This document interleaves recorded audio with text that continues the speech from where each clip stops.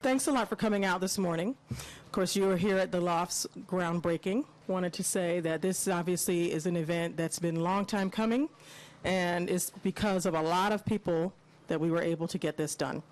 So, first person up, whether we're going to have to come talk about that and welcome you, is our Executive Director, Ms. Adrianne Todman. Ms. Todman has been Executive Director since 2010, and under her leadership, DCHA is undergoing its own type of revitalization. So have a hearty welcome for Ms. Todman. Thank you. Good morning, everyone. Good morning. This is a day of miracles. A day of miracles, several of them. This particular transaction represents a crossroads in the arch that's called Capra-Carlsberg. A very long time ago, back in 2001, not that long ago, but 2001, folks came together with a grand plan for this neighborhood. And if there's anybody who used to live here back in 2001 and the 90s, you probably realize why that plan was made. It was a very tough site, and the living conditions of the families were here did not allow them to live a life of dignity. And so we decided to go to HUD and receive some grant funds. But even then, we knew when we received the Hope 6 funds, we knew that this project was so big and so aggressive, it would reach the point that we would transition away from the typical HUD development model, and we would have to rely on the land, our creativity, and our wits to get the rest of the units built. There used to be 707 public housing units here. So far, we've built back 398. This particular transaction will represent another 39, and there's a long road to go. But I guarantee you, standing here today, that this project represents the beginning of the completion of Capra-Carlsberg and its redevelopment. The particular apartments we're talking about, 156 market retail, another 39 in affordable. Now, I do not have all of the expertise of a developer, but many of you here do. And every single one of you has said to me, this has been one of the most complicated transactions you've ever done. And I trust you when you say that. But it also represents an important moment for the District of Columbia Housing Authority. Believe it or not, this is the first transaction that the Housing Authority has actually been a co-developer to the extent that we are. And that's because we turned to our great team led by Steve Green and his experts and said the Housing Authority needs to be smart in what it's building, but smart in its business sense, in terms of every deal that we have moving forward. And this represents the first of those. The 195 units that will be here represent a strong mix of incomes, a very true market rate for this area, and the 39 units will serve our very low to low and moderate income families. And I'm very proud of that, because we need more transactions like this throughout the city. I'm very pleased with the team who pulled this all together. I've mentioned Mr. Green, who's the director of our capital shop. I see David Cortiello here, all of our development partners, our good new friends at Citi. But I'd also like to do a shout out to Jeff Lyons, who's not here today. I think he's under the weather, who I know helped muscle this deal through. And I'm very appreciative to him and Kerry Smizer, who's here also. So when we break ground today, the one thing that this site will represent as well is this housing authority and the city and our development partners' commitment to bring back all the units we said we would bring back. And this represents that journey. And I'm very proud to be here to share it with you. Thank you all. And I'd like to introduce someone we've been working with for a long time, who's been a true hero to the Housing Authority and has provided us with a number of local funds so we could house families both off the waiting list and families throughout the city through the local rent supplement program. I thank him for the support to the Housing Authority, and I thank him for being a true leader. Mayor Gray. Thank you very much, Adrianne. Thank you for such a nice introduction. Also, thank you for your leadership on trying to do the best we can to maintain housing affordability here in the District of Columbia. I want to thank all of those who have assembled today. Maybe the complicated nature of this deal is symbolized by the number of people that we had to get on the stage in order to do this groundbreaking. I especially want to thank Brian Dixon with the city because they are the people who are providing the dollars to be able to get this project moving. And Vicki, I want to thank you for being here as well with Urban Atlantic, because those are the partnerships, and you and Scott, of course, working effectively together. Those are the partnerships that are allowing us to be able to at least keep our nose above water as we move forward with the continued development of the city. You know, it's interesting to some extent. We're battling, and we're not the only city. I see Philadelphia is in the same situation, battling to be able to keep housing as affordable as we possibly can here in the District of Columbia. And certainly the Hope 6 project, and I think we probably had more grants than any other city in the nation. Is it 6 or 7, Adrianne? Seven Hope 6 grants that we were awarded to be able to create more mixed income housing, but at the same time to preserve the opportunity for people who have been historically in the city to continue to live here. We have seen, over a period of years, about 40,000 people who, for whatever reasons, have left the District of Columbia. Our population is growing. We are adding 1,200 people net a month, which may mean, 1,500 people may be moving into the city. But the deep concern is that we're losing people who may have been the foundation of how this city has been preserved over all these years, and it is our job as responsible people to make sure we do everything we can to invest in ways that will keep people here. Hope 6 is a way of doing that. It is at once encouraging to hear that this will get us to something over 400 of the 700 plus units that have to be restored in order to keep our promise. But we also realize how difficult that is when you see a project of this magnitude adding 39 affordable units. Do the math. That means we've got about 8 or 9 times that to be able to accomplish the goal that we set out to accomplish. Affordable housing is certainly one of the most important things that we are about in this administration.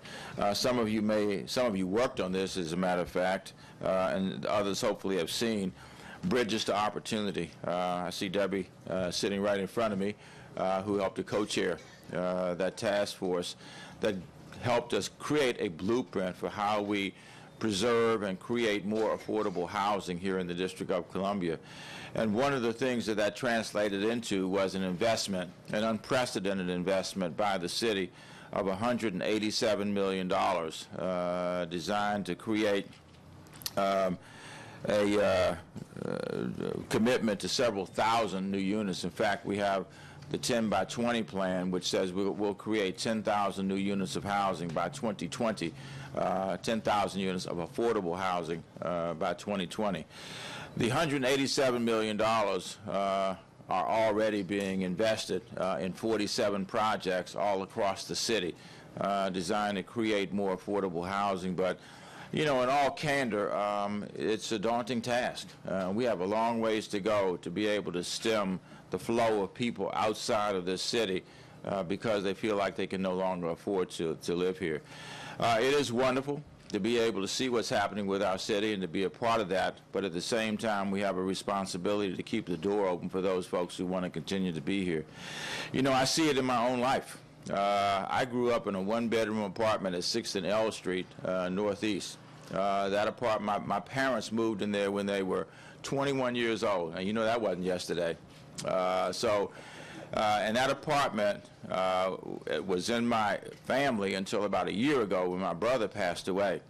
I went by there a few weeks ago, and the building has been purchased and is now being modernized, renovated, whatever term you wish to use, and there will be condos there. And I can absolutely be certain that there's no way my parents would be able to afford to live there again. And unfortunately, to some extent, that is a microcosm of what's happening across our city, and will continue to be the experience unless the city uses its two tools, and that is our policy authority that we have and the investments that we can make in affordable housing. We're going to make additional investments. $187 million is a lot of money, but that's really a beginning. One of the things that I've committed to, and I was joined by Chairman Mendelson and Councilmember McDuffie in this, and that is the city is generating surpluses. We now have about 45 or 46 days of operating cash that we've gotten to. The goal is to reach the Government Finance Officers Association standard of 60 days of operating cash, which we think can be achieved in the next couple of years. The commitment that's been made is that once we reach 60 days of operating cash, 50% of all surpluses in the future after that will go to be invested in affordable housing in the District of Columbia, which is an important thing to be able to do. You know, I don't know that we can ever be fully satisfied and celebrate fully the success of this city if we look up and we have people who want to be here who are looking in from Ward 9, Ward 10, and other areas outside of the District of Columbia. That is not the kind of city I want. I am a native Washingtonian. I grew up in this city. I'm a product of the public schools of the District of Columbia. And as mayor of the District of Columbia, I want to be able to be the mayor of a city where whoever wants to live here will have an opportunity to do that. This is yet another contribution to that with these 39 units. We've got 100 and I guess it'll be close to 200 units total. The rest will be market rate. But at the same time, it is making a contribution to keeping the door open to the District of Columbia to people who would be challenged from an economic perspective, financial perspective, otherwise to be there. So thank you all for coming out today. I was at the launching of Kappa Carrollsburg. It wasn't yesterday, but it wasn't that long ago. And we're going to continue to use this as an example, right, Michael? We're going to continue to use this as an example of how we make the District of Columbia continue to be an affordable place for whoever wants to live in our great city. Thank you all very much.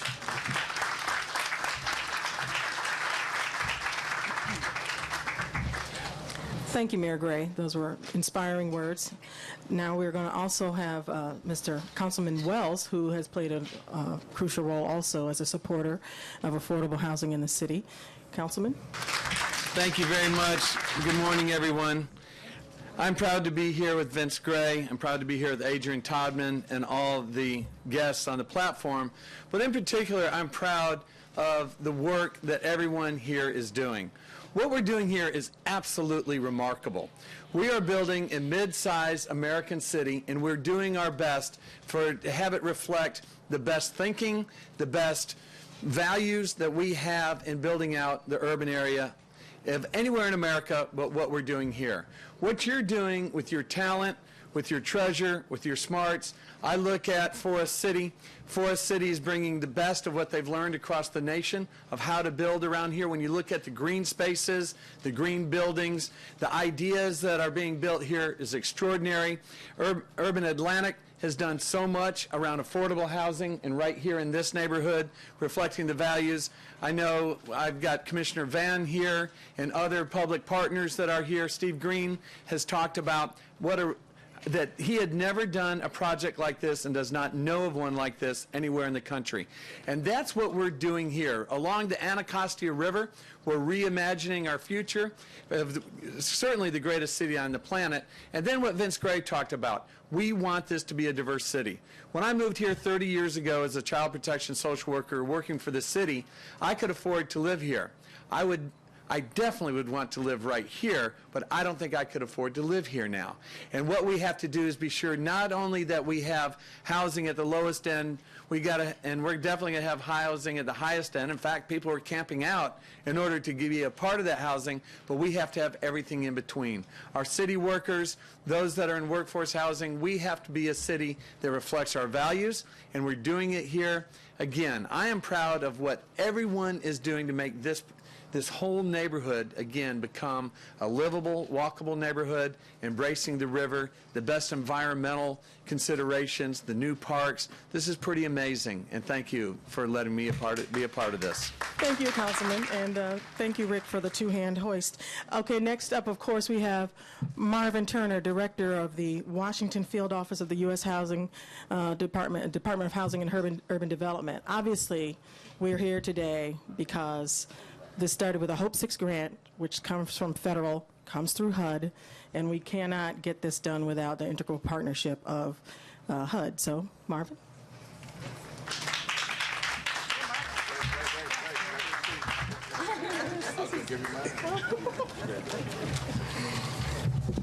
Clearly this wasn't set for me, right?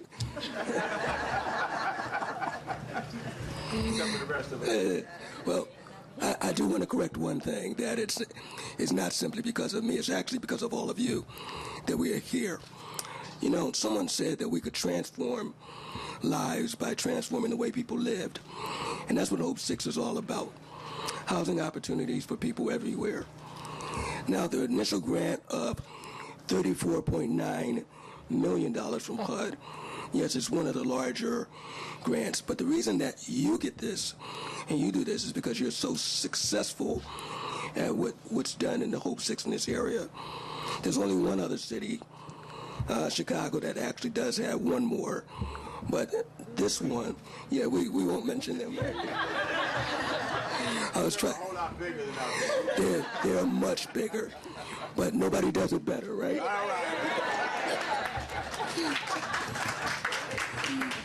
So the specific elements of the Hope 6 are simple. Change the physical nature of public housing, establishing positive incentives for residents, lessening the concentrations of poverty, and forging partnerships with other agencies such as the Housing Finance Agency, such as DC government, such as some of the other entities that are here. When you put it all together, you get something that we all believe in. That is people, that is housing, that is communities. Thank you very much. Thank you, Marvin. Those were kind words. I got to move this back up a little bit. And of course, he mentioned the Housing Finance Agency, and they've played a crucial role. So we have Maria K. Day Marshall.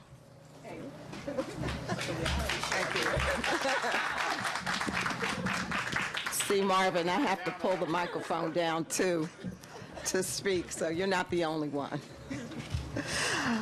Good morning. How's everybody? This is a great day, and I am happy to be here to represent the DCHA. I've been involved with the financing of this project for over 7 years. When I worked at Fannie Mae, we provided a loan to finance the infrastructure here. And during that time, I also began teaching a class at the University of Maryland entitled Capital Markets and Real Estate Investments. I bring my students here every year for a site visit. And when we first started, only the senior and family buildings were completed, and the rest was a hole in the ground. And look at it now. Look at this. It is amazing. Every year, a new phase has been completed, and the students are always amazed. I bring them here because it's the quintessential example of a great public-private partnership designed to give residents of all income levels an opportunity to live side by side, and an opportunity to provide all of the residents of the former Arthur Capper Carrollsburg public housing development with a decent, safe place to live. David Cordiella is always our host, and he's been so proud of the work that's been performed here at this site. Additionally, it's an example of many types of financings, from TIFs to mortgage revenue bonds to equity and HOPE 6 grants, just to name a few. The Housing Authority has used every possible vehicle at its disposal to fund the development of the site. Now, that's what I call commitment. This is the 5th project at this development site in which the agency's been involved. We're very proud of our investment of over $70 million in tax-exempt bonds and $26.7 million in 4% low-income housing tax credits. And we're happy to work with our development partners, Urban Atlantic, Forest City, and the Housing Authority. We should be old hats at this now. I might add that the agency has been involved in several projects in the Capitol Riverfront area, including across the street at the Yards. We financed 2 buildings there, and we've got a 3rd one in process. All of those buildings have an affordable component. So we're very happy to be involved in the transformation of this area. At the Lofts, we've partnered with Citibank to invest $42 million in a tax-exempt loan, thank you, and $4.16 million in low-income housing tax credits. All of this can't be done by one person, so I'd like to thank my team, including Tony Waddell, Ed Pauls on our underwriting team, and Michael Winter and Tracy Parker on our legal team. We look forward to being involved in future phases of development at this site. Thanks for listening to me. Thank you for those excellent remarks. And now representing the joint venture of Urban Atlantic and Forest City Enterprises, we have Vicki Davis, who is president of Urban Atlantic. We know which way this mic is headed now. Good morning. It is a great pleasure to be here with all of you, particularly with all of the partners in this room that made this deal happen. And just so that you can see how big the team is, I would like everybody to stand who's been involved in this deal. Please. Impressive. So my partner, Scott Nordheimer, told me to keep it brief. So I'm going to make 3 points. The first one is this development is primarily about serving those who need it most. And those are the residents of the public housing. When we started, there were 707 public housing units. Together with this development, and you can see a picture of it in the back of the room, there will be 437 replacement public housing units in place when we're completed with this portion. It's 61%, so we're better than halfway there. And it is really a tremendous accomplishment when you understand how difficult it is to do. It wouldn't happen without partnerships. And, you know, it used to be that there was a lot of development in surrounding jurisdictions and not so much in the city. And now you have people in surrounding jurisdictions asking how the city gets it done. And the answer to that is that all of the agencies work together. And it is just absolutely impressive. So I'm going to start with our partners. This is like the Oscars, but I'm going to start with our partners at DCHA. You couldn't ask for better partners. You couldn't ask for a better team. Adrianne Todman, Steve Green, David Cordiella, Larry Dwyer, Carrie Smizer. There are more that I haven't mentioned, but it is an amazing crew of people who really work very hard every day to make this happen. Forest City, Washington. couldn't ask for a better partner as a developer. We really couldn't. We've done this hand in hand all the way through. We're doing block by block by block by block, and really going through a very extensive program. So Debbie Ratner is here. Debbie Ratner-Salzberg is here, and David Smith is in the back. And without you, I don't think this would even be possible. We have tremendous finance partners. We have RBC, represented by Brian Flanagan, TAG, represented by John May and Jeff Lyons, who couldn't be here today, the DCHA, HUD, Citi Community Capital, represented by Brian Dixon, Industrial Bank helped us out, a local bank. And it's really a tremendous group of folks. We have our design team here and our construction team at Hamel Builders. It is fabulous. So what's really important about this? Well, I think it was the catalyst to turning around this part of the city. And if people were here in 2001, it looked an awful lot different than it looks today. You know, there's been, and I learned these things from Michael Stevens at the bid, but there's been over $3 billion of investment in this quadrant alone. 35,000 daytime folks and 4,000 new residents, of which over 400 are public housing units. It's created hundreds of jobs, hundreds of business opportunities, and probably over 50 million in CBE business opportunities here alone. So it's a tremendous commitment and a tremendous achievement by the team, and I think we should give this team a really big round of applause. Thank you. And of course, last but not least, because what can we do without the financing? Very little. We have Brian Dixon, Director of Citi Community Capital.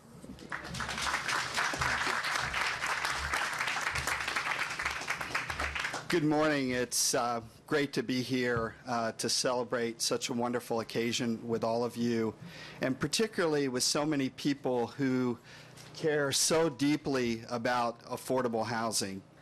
I'm Brian Dixon from the Mid-Atlantic office of Citi Community Capital, and we are delighted to have partnered with Urban Atlantic and Forest City and all those who have worked together to accomplish this innovative financing. Urban Atlantic and Forest City have played a major role in helping revitalize neighborhoods around our city, and the Lofts at Capitol Quarter will be just another fine example of the work that they do. This is really an important transaction, as everyone here has stressed. It will bring 195 units of rental housing, of which 39 will be set aside for affordable housing and for those who need it most.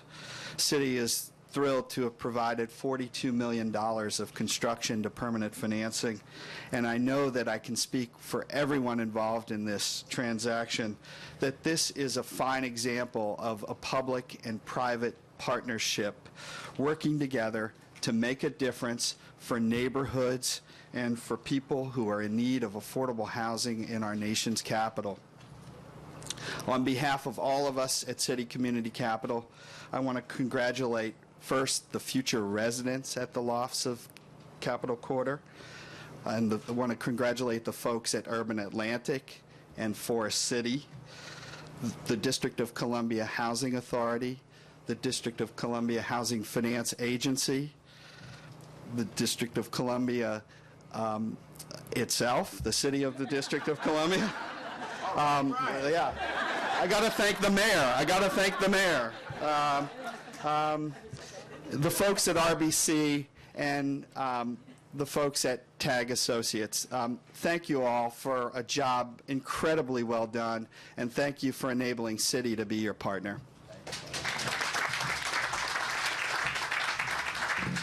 Just one last point. I wanted to make sure that the last message that we had was for all of the folks who currently live in Capitol Quarter. And thank you all for your patience and for being here and being part of the community, but particularly our beautiful seniors, some of whom who joined us today. And I did want all of us to give them an applause because they've traveled the furthest journey here with us.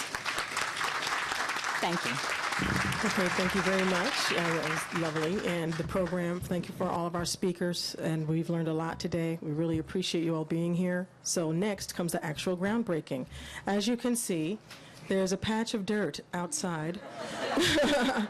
Outside of the heated tent, I'm sorry, but if we won't be there long, everyone, we can leave this exit, through this exit here, line up.